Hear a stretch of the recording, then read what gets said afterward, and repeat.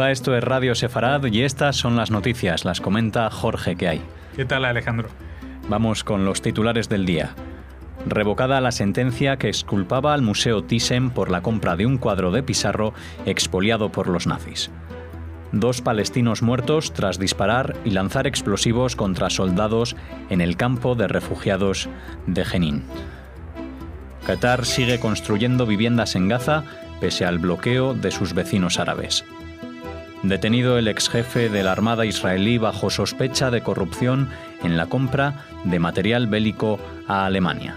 Estos son los titulares. Volveremos con la agenda cultural tras estas noticias.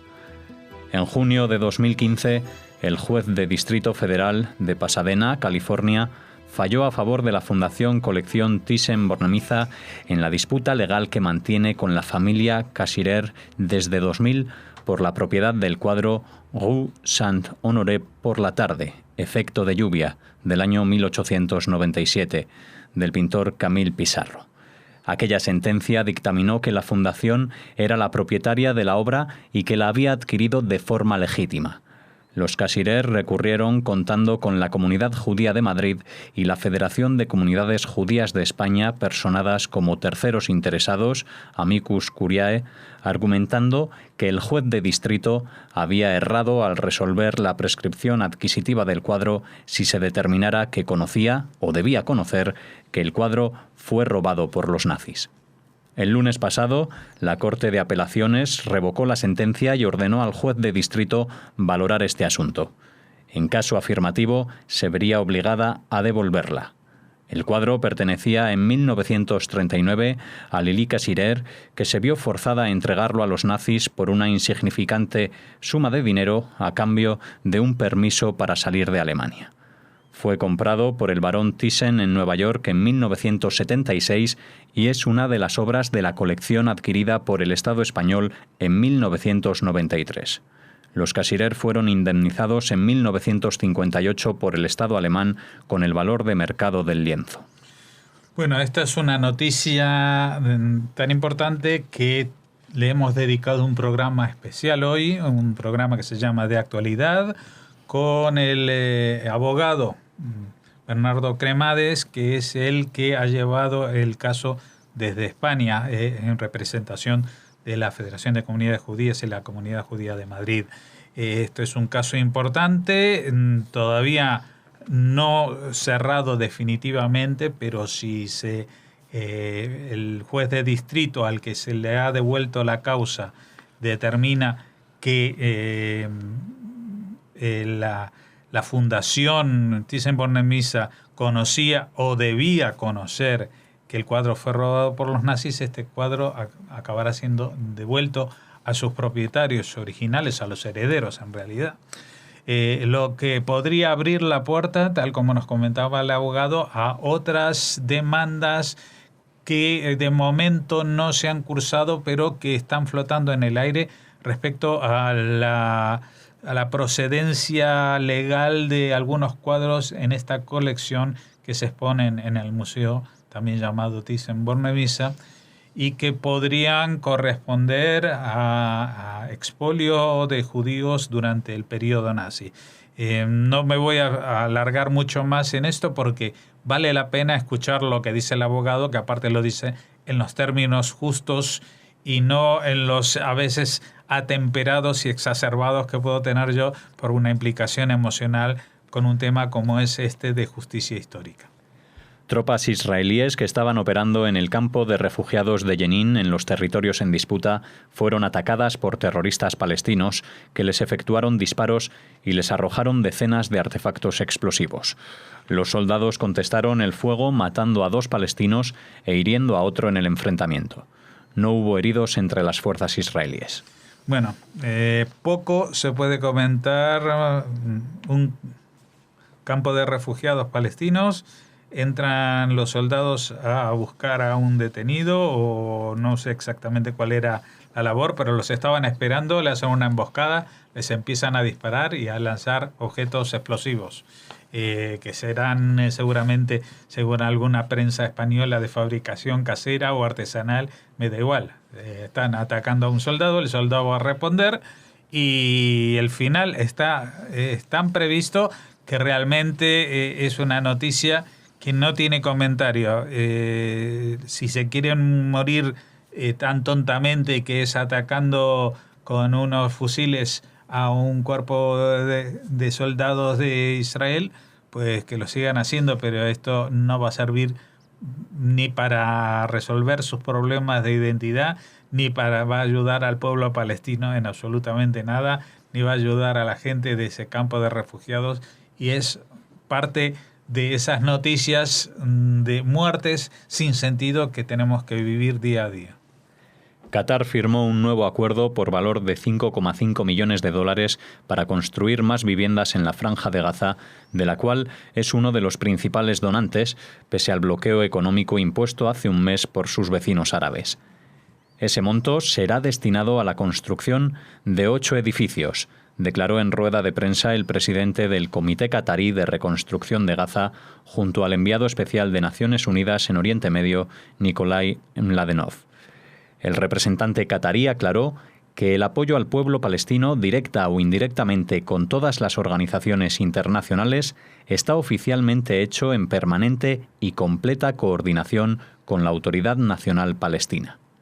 El representante qatarí aseguró que los compromisos de Qatar son con todos los palestinos, incluidos Al-Fatah, el partido de Abbas, y Hamás, pero que oficialmente negocian con el gobierno oficial de la Autoridad Nacional Palestina. Pues a mí me parece muy bien que Qatar financie o siga ayudando a la reconstrucción de los edificios a los que se ha comprometido con la gente de Gaza. A pesar de que a los otros países como Arabia Saudí o Egipto pues no les guste, pues esto no tiene ningún pero, a menos que, por ejemplo, debajo de esos edificios haya bocas que sirvan para ingresar en túneles de terror, de ataque, de esconder armamentos, etcétera, etcétera. Porque eso es lo que ha pasado anteriormente, con subvención qatarí y sin subvención qatarí. Es muy difícil para cualquiera controlar que, por ejemplo, los materiales de construcción que entran en la Franja de Gaza para reconstruir estos edificios se utilicen para ello y no para construir más túneles de ataque. Ese es el problema. Así que si los cataríes lo que quieren es ayudar a la gente de la Franja de Gaza y lo hacen en coordinación con los de Ramallah, me parece todo excelente, excepto si detrás de todo esto hay alguna otra intención. Y un comentario casi jocoso. Si esto lo hubiera hecho Israel, pues seguramente la prensa lo titularía Israel lanza un plan para construir 2.500 asentamientos en la Franja de Gaza. Porque seguramente, no sé, en 8 edificios cuántos pisos irán, pero pongámosle que sean 300. Pues a la prensa española, si hubieran sido los judíos los que financiaban, dirían 300 asentamientos. La policía dispuso bajo arresto domiciliario al excomandante de la Armada de Israel, el almirante retirado Eliezer Marom, tras un interrogatorio de varias horas. Se sospecha que ha recibido sobornos en la compra multimillonaria de submarinos y buques patrulla a Alemania. Marom es la personalidad militar más alta que haya sido arrestada alguna vez en la historia de Israel. Se sospecha que una cuenta bancaria de Marom en Chipre fue usada para la transferencia de dinero de sobornos de la empresa naviera alemana ThyssenKrupp a los altos funcionarios israelíes.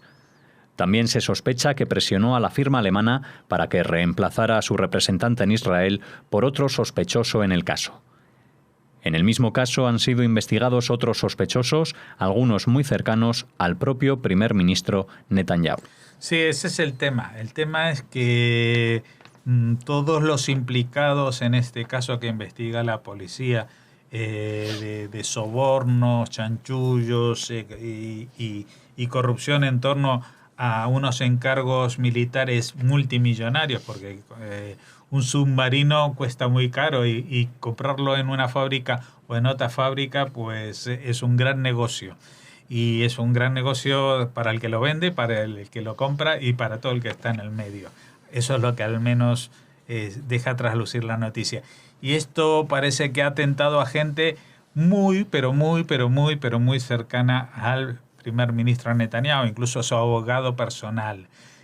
Con lo cual, pues, deja cierta sombra de sospecha sobre que podría tener una implicación el propio primer ministro, al cual no es la primera vez que un escándalo de corrupción por cuestiones de dinero y sobornos le afecta, o al menos así se denuncia.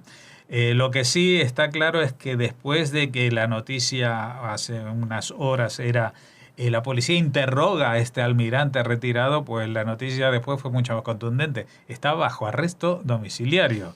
Y esto vamos a ver si con una persona común y corriente ya significa lo que significa arresto domiciliario, que decir que está detenido. Pues en el caso de alguien que fue almirante de la Armada del país, es algo que realmente conmociona a la sociedad, porque hasta ahora en Israel incluso se habían juzgado y encarcelado a un jefe de gobierno, Ehud Barak, a un jefe de Estado, un presidente como Moshe Katsav, que todavía está en prisión, y ahora pues es la mayor autoridad militar en la historia de Israel. Parecía como que por lo menos el ámbito militar se salvaba de este estado de putrefacción social, de la corrupción y los sobornos y tal. Y una última valoración, pues mira, hoy abrimos hablando de una noticia que mencionaba a Thyssen, a la Fundación Thyssen-Bornemisza, que había adquirido la colección del barón von Thyssen. Y aquí en esta noticia vuelve a aparecer el apellido Thyssen, esta vez dentro de la empresa naviera alemana que se llama ThyssenKrupp, que son los que están implicados desde Alemania en este tema. Y ya sabe uno que cuando se habla de sobornos y corrupción, pues hace falta dos para tango. Bien, pues aquí finalizamos las noticias de hoy. Ahora haremos una pequeña pausa para regresar con la agenda cultural.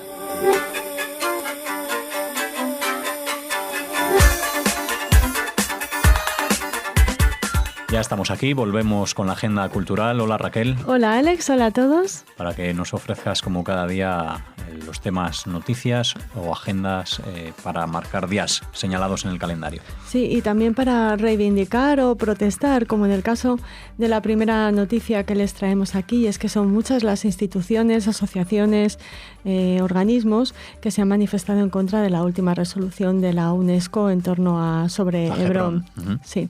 En este caso nos hacemos eco de un comunicado que nos ha llegado desde el Centro de Estudios Judio-Cristianos, que paso a leeros, ¿vale? Uh-huh. Dice que el Centro de Estudios Judio-Cristianos quiere llamar vuestra atención sobre la última resolución de la UNESCO adoptada el pasado 7 de julio, declarando que la ciudad de Hebrón no guarda ninguna relación con el judaísmo, considerándola únicamente un legado cultural palestino. No es la primera vez que la UNESCO utiliza su estatus de Agencia de Naciones Unidas promotora de la cultura para realizar declaraciones tendenciosas de nulo rigor histórico y clara intención política, pero no por ello debemos habituarnos a tales falsedades.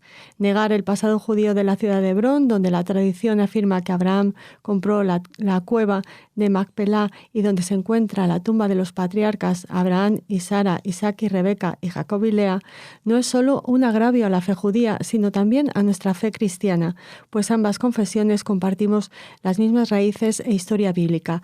La situación geográfica de la ciudad o su composición demográfica ni son factores absolutos en sí mismos, pues obedecen a complejos sucesos históricos, ni en ningún caso pueden constituirse en causa de semejante declaración. Se trata de una resolución que en el mejor de los casos procede de la ignorancia absoluta y en el peor de los casos, y desgraciadamente el más probable, de la hipocresía y el antisemitismo. Adjuntamos link para que aquellos que lo deseen manifiesten su protesta ante esta decisión y lo compartáis con quien estiméis oportuno. Y eso hacemos también en Radio Sefarad, poner este Dejamos ese link para por si ustedes quieren unirse a esta protesta. Muy bien. Uh-huh. Cambiamos de tema. Vamos ¿a qué vamos? Pues mira, vamos hola. a leer algo. Sí. Hola, yo soy Raquel Segura. ¿Y tú cómo te llamas? Yo me llamo David Naun Serfati. ¿Qué apellidos más raros tienes? ¿Eres español? Sí, claro, pero mis padres son judíos. Tu nombre, Raquel, es judío. Sí, ya, pero no soy judía. A mis padres les gustaba el nombre y me lo pusieron. Este textito que acabamos de leerles forma parte del libro El diario de Raquel, la identidad judía en la literatura infantil, que en estos momentos se está presentando en Centro Sefarad Israel. Está escrito por Francisco Climent, cuyo propósito era, en esta ocasión, escribir un libro para niños entre 8 y 11 años capaz de describir el valor y el atractivo de las fiestas del calendario hebreo en las que los niños participan activamente. Bueno, una forma de acercar el judaísmo, ¿no? Pues sí, Francisco Climent ha trabajado durante 35 años en el área de producción de programas de televisión española como guionista y productor ejecutivo de programas infantiles y culturales. Ha recibido diferentes premios literarios por sus incursiones en el mundo de la literatura y con este libro pues quiere eso, acercar a los niños el atractivo de las fiestas del calendario hebreo, y así nació el diario de Raquel. Bueno, pues nos quedamos con esa presentación que se está produciendo en estos momentos. Hablaremos de ella probablemente.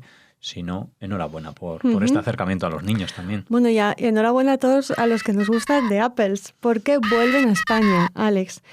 Siguen atacando, este grupo israelí sigue atacando, nos cuentan desde One Beat, de Marcos Flores, que es la persona que les trae a España siempre y al que le agradecemos que nos haya hecho llegar esta nota de prensa. Bueno, como les decimos, The Apples siguen atacando escenarios de clubes y festivales por toda Europa y también en su Israel natal. En Europa, por ejemplo, van a actuar en el WOMAD, en el Cap Festival y en el Festival Secret Garden en Reino Unido. Es legendario ya su potentísimo directo, es divertidísimo. Durante los últimos 10 años, este grupo instrumental de 8 músicos ha estado sampleando y scratcheando desde toda fuente imaginable, creando golpes de Big Band y ambientes de Medio Oriente sobre una sólida base de funk crudo, cociéndose así, nos dice Marcos Flores, un mil hojas sónico delicioso. Bueno, sin samples digitales, ni guitarras, ni teclados, ni red, mientras los arreglos se reinventan in situ, porque están improvisando y constantemente sobre sí, el además se escenario. están divirtiendo tanto como el público, o sea, y eso se nota. Bueno, pues su poderoso sonido ha retumbado en pistas de baile, televisión, radio y cine alrededor del mundo. Gracias a los singles de 7, Attention y Killing, la versión de Rage Against the Machine, que es tan famosa, sus visitas a Europa son más frecuentes y con públicos cada vez más multitudinarios. Pues a estos públicos les decimos... España, ¿llega a dónde? Pues mira, el jueves 27 de julio actuarán en Clamores, Clamores Club, aquí en Madrid, y lo harán con The Pimps of Joy Time.